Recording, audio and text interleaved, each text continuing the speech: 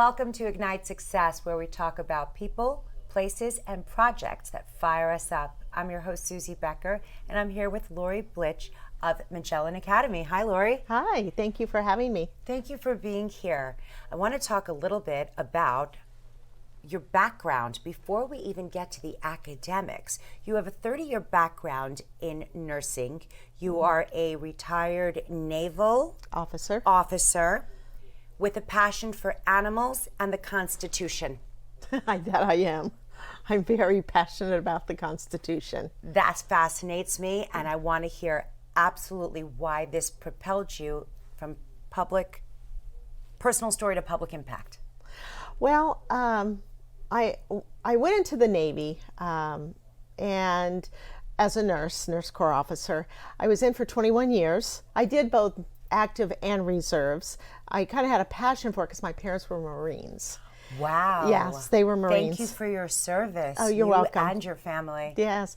And so when I went into many different countries around the world, and I saw how in disarray many countries were.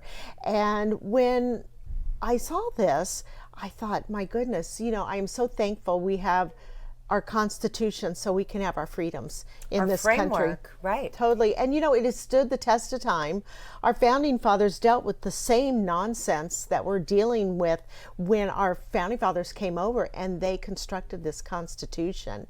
And then later on, many of the states obviously did not really want a real strong federal government. They wanted a states' rights. And then they put the Bill of Rights in there, and then the states quickly signed on because they thought, okay, but it's loosely fit. But looking at the Constitution, it's an amazing document written by these people that were just absolutely brilliant. And they knew that if they did not have this, then we were going to go down the same path eventually. So what people, I think, confuse oftentimes is that the Constitution is actually a pretty short document, and the rest of it is the addendums, the Bill of Rights and the Articles of Incorporation. There's all that other extra. Correct. But when I was in school, we had to memorize. Do you remember there were a few important historical documents or speeches that we had to commit to memory, and that became our core values, our foundation. Right. So how does that take us to Magellan Academy? Well, we wanted to instill a sense of patriotism and education. We didn't want to indoctrinate the children. We wanted to teach them the ability to think for themselves. Okay, here's the information. Now, what are you going to do with it? You can discern the good from the bad, but you have to do your research and you have to do it on quality sources. Not everything is a good source out there.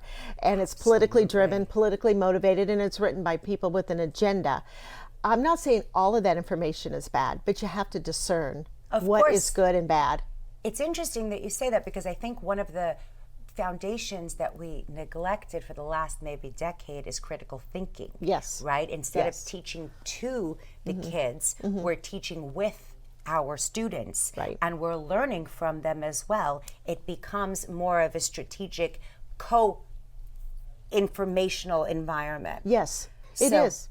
Tell me more. Well, when we wanted to instill patriotic values, because nowadays children are being taught to hate the United States. I don't get it, why they would teach children this, but it is such a wonderful country. We have a lot of great people in it who produce, who create, who innovate, and we want to bring those out in our school, the greatness of this country, because it really is great. And we always hear the bad things, all the things that are going on, the bad things, but we wanted to teach children patriotism, teach about the human spirit.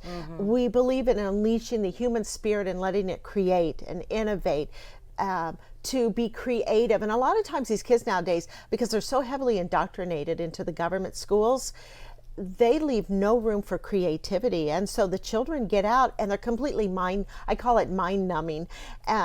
They don't create. All they do is believe what they're taught. They totally believe what they're taught. And they don't critically think, and they don't think outside the box. Right. It's an echo chamber probably of what they are seeing, and the algorithm on their phones probably supports a lot of what's happening in that same echo chamber.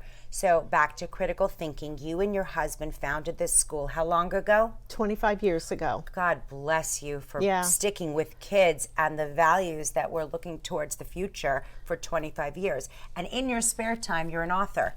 I do.